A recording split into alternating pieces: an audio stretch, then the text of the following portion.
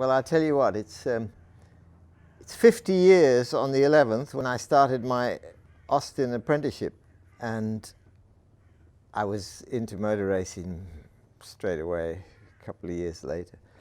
But I always used to look up at eccentric old guys and think they are just the real guys that have knowledge, don't say a lot, dress weird, have weird habits, and look at me now.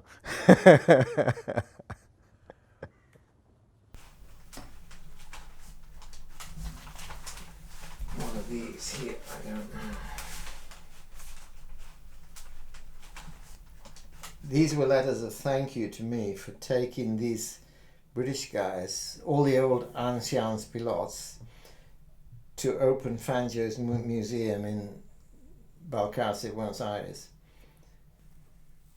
Thank you for your letter. Thanks for all the help you gave me in the inauguration of my museum. I plan to be in London the first week of April. Pirelli will give me a golden book about the history of F1.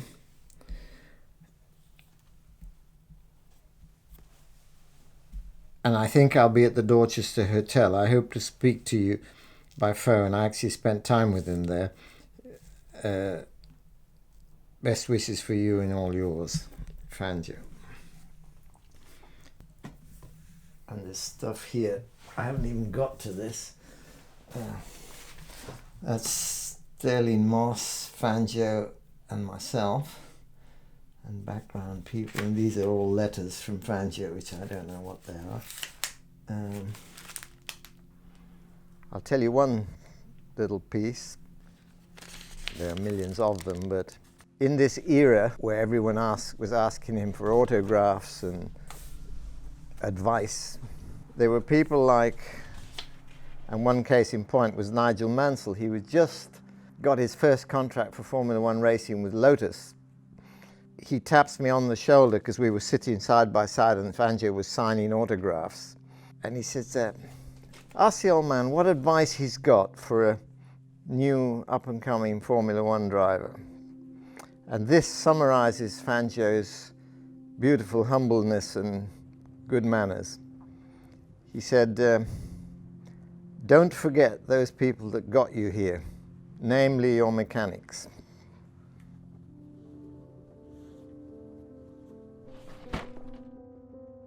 Generally, there's a driver with a preferred mechanic on the racing car. And you may have others, but there's always the preferred senior mechanic who relates to the driver, and they are one. The driver knows that what you do wrong could kill him. He also knows what you do right will make him go faster, and you need this relationship between the two. So working on a racing car is it's a no distraction, total concentration, chase for superiority and perfection so that it will not break or break down. It's total passion. It's something that you feel for, you know.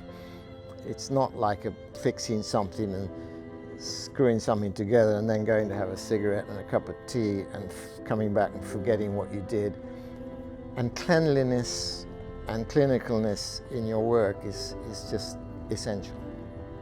It doesn't mean spending money, it means paying attention to detail.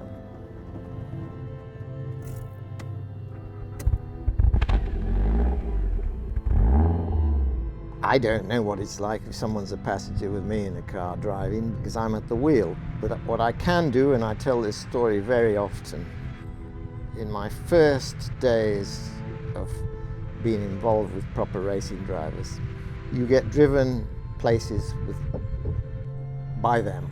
And the difference to an everyday ordinary car driver is just amazing. It's a smoothness, your car's sort of floating, you're in total control. It's a comparison to what you used to know. So this is before you learn. And as you grow up, you suddenly probably become that without realizing. So you put a passenger in your car and it's unreal, you know, it feels unreal to the passenger.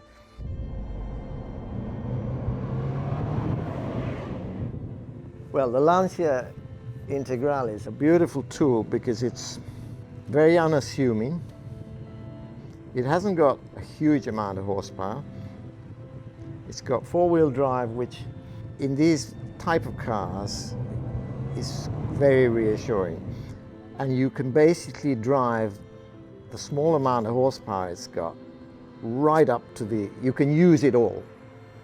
A lot of big cars, you've got 600 or 900 horsepower, but you can't drive them because, they're not capable of doing it. Yes, they've got modern things on them, traction controls and cutouts.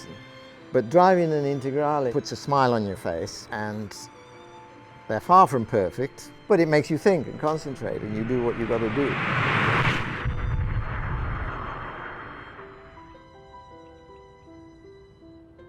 In about 92, a customer from across the road came to me and said, "Can you service my Lancia?" He just bought it. So we worked with it for years, and this guy became a friend. And then the car went to Holland and got registered in Holland because he got a job in Holland. And it disappeared for 4 years or something. And it came back, and it's famous that Italian cars have very poor metal in those days. 70s, 80s, 90s cars were rubbish. So this thing, like all Lancias, produced a lot of rotten pieces of metal. And it was valueless then, it was no good, it wouldn't pass its MOTs. So I bought it off the customer and totally stripped it,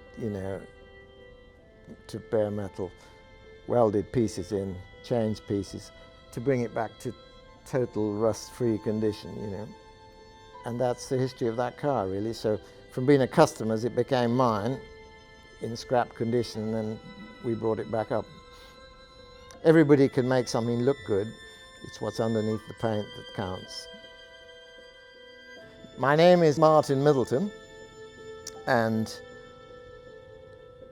ever since I came to do my apprenticeship at Longbridge in 1966, I set up my own business, Middleton Motor Services, and I have looked after people's road cars and racing cars for all those years.